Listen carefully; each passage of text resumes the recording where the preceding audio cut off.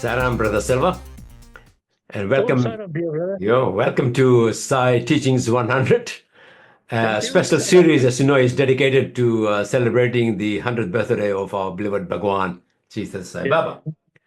In this series, we have the honor of sharing Swami's timeless teachings of unconditional love, beautifully reflected through the heartfelt experiences and insights of his devotees like yourself. Today, we are truly blessed to have with us Brother Selva, a devoted follower of Swami from Auckland. For many, many years, Brother Selva has been walking steadfastly on the path illuminated by Swami's teachings. He will be sharing his thoughts on the sparring topic of service, seva. As you know, it's a cornerstone of Swami's teachings and a theme that resonates deeply with all of us striving to serve in his name.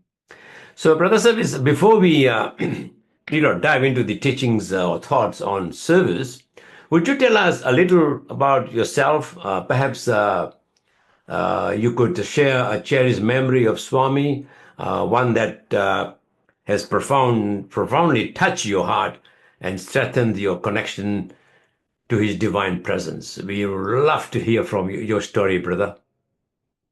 Sairam, dear brother. Yeah.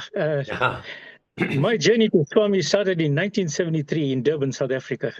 Oh, yeah. I used to attend bhajans, weekly bhajans at a devotee's home.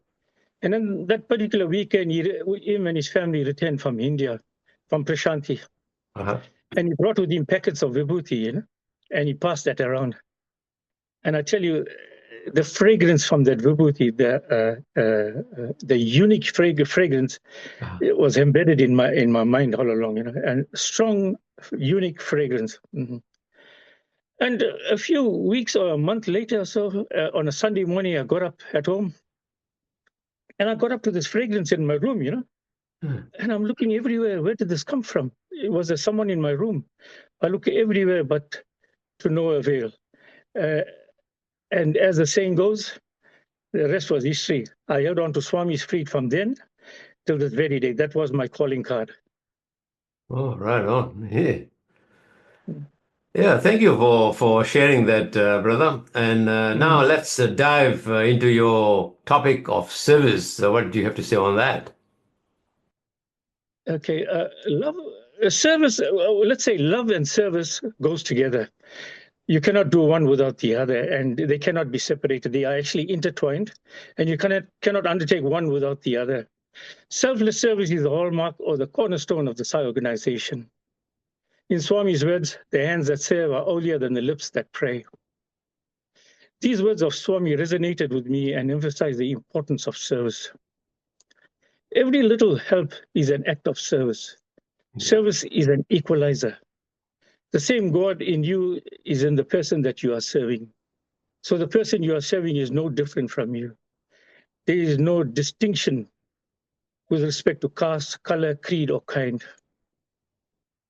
Anything else you want to add to that? What sort of service you do at the moment? Well, let's start off. We started off the service from South Africa in the orphanages, children's orphanages, feeding them. We celebrated our children's birthdays in the orphanages, giving them the opportunity to be part of the birthday celebrations. And we also did feeding in the impoverished areas. We did that on a weekly basis. And coming back to Auckland, we started off working with the refugees. And I worked with David Wilson with the refugees and Manuel Chowdhury.